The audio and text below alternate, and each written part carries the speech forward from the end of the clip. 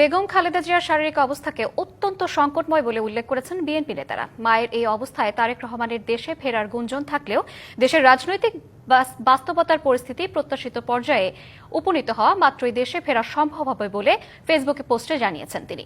BNP নেতারা বলছেন, গত 2 দিনে বেগম খালেদা জিয়ার অবস্থার কোনো উন্নতি হয়নি। গতরাতে শারীরিক অবস্থার অবনতি হলে হাসপাতালে ছুটে যান দলের শীর্ষ নেতারা। বিএনপির চেয়ারপারসন ও সাবেক প্রধানমন্ত্রী ফুসফুসের সংক্রমণ থেকে শ্বাসকষ্ট নিয়ে হাসপাতালে ভর্তি হয়েছিলেন। এরপর দেখা দেয় নিউমোনিয়া। এর সঙ্গে রয়েছে কিডনি, লিভার, আর্থ্রাইটিস ও ডায়াবেটিসের পুরনো সমস্যা।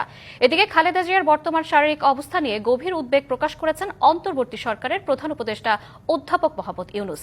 তিনি খালেদা জিয়ার জন্য দেশবাসীর কাছে দোয়া চেয়েছেন। অন্যদিকে সাবেক প্রধানমন্ত্রীর বড় ছেলে ও বিএনপির ভারপ্রাপ্ত চেয়ারম্যান তারেক রহমান সকালে ফেসবুক পোস্টে লিখেছেন, এমন সংকটকালে মায়ের স্নেহ স্পর্শ পাবার তীব্র আকাঙ্ক্ষা যে কোনো সন্তানের মতো তারও রয়েছে। তবে অন্য সকলের মতো একক সিদ্ধান্ত গ্রহণের সুযোগ অবারিত ও একক নিয়ন্ত্রণাধীন নয়। এমনকি স্পর্শকাতর বিষয়টি বিস্তারিত বর্ণনার অবকাশও সীমিত।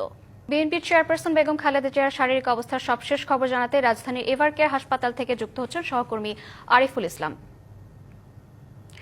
আরিফ, আপনি যেমনটি জানাচ্ছিলেন, বেগম খালেদা জিয়া নিবিড় পর্যবেক্ষণে রয়েছেন। তার অবস্থার কি কোনো উন্নতি ঘটেছে বা কোনো পরিবর্তন হচ্ছে কিনা আমাদের জানাবেন। শ্রাবন্তী, সকাল থেকেই আমরা এভারকেয়ার হাসপাতালের সামনে যারা গণমাধ্যম কর্মী রয়েছে তারা কিন্তু অপেক্ষা করছি যে কোনো নতুন তথ্য দেওয়ার জন্য। সেই প্রত্যাশাটাও কিন্তু রাখছি। তার মধ্যে যদি আমি বলতে চাই যে সকাল থেকে এখন পর্যন্ত সেই ধরনের যে নেতাকর্মী বা ভেতরে প্রবেশ করছেন বা তাকে দেখে আসছেন সেটা কিন্তু চোখে পড়েনি। তবে ঠিক আমি আপনার সাথে কথা বলার ঠিক কিছুক্ষণ আগ মুহূর্তেই আমরা দেখেছি যে এনসিপির পক্ষ থেকে দুজন নেতৃবৃন্দ তারা কিন্তু ভেতরে প্রবেশ করেছে। কালার এক্সপার্ট, জর্জ স্যাপ এবং মাইল্ড অন হ্যান্ডস টেকনোলজি সমৃদ্ধ অরিক্স ক্রিস্টাল ওয়াশ আপনার লন্ড্রি এক্সপার্ট।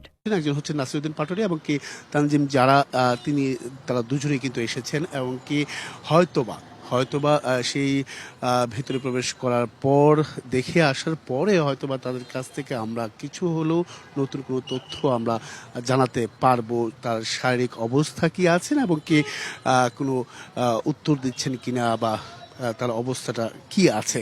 এর পাশাপাশি আমি আবারও বলছি যে মেডিকেল বোর্ডের মাধ্যমেই কিন্তু আসলে তার শারীরিক অবস্থা শেষ পর্যায়ে কি অবস্থায় রয়েছে সেই বিষয়টা কিন্তু আমরা নিশ্চিত করতে পারবো।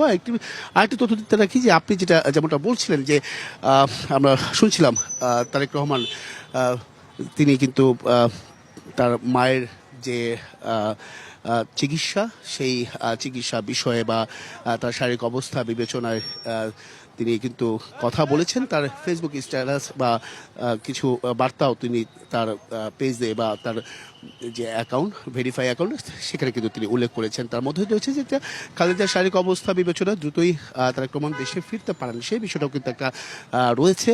তবে দলীয় সূত্রগুলো থেকে এই আভাসও পাওয়া গেছে। তবে ঠিক কখন তিনি ফিরবেন তা নিশ্চিত বলা যায় না।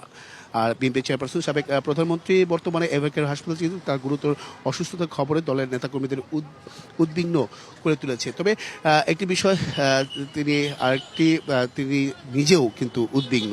তিনি তার স্ত্রী জুবাইদা রহমান সার্বক্ষণিক মায়ের শারীরিক অবস্থা খোঁজখবর রাখছেন। জুবাইদা রহমান খালেদা জিয়ার চিকিৎসা গঠিত মেডিকেল বোর্ডের একজন সদস্য। ছোট ছেলে প্রয়াত আরাফাত রহমান কুকুর, বউ সৈয়দা শামিলা রহমান ও খালেদা জিয়ার ছোট ভাই শামীম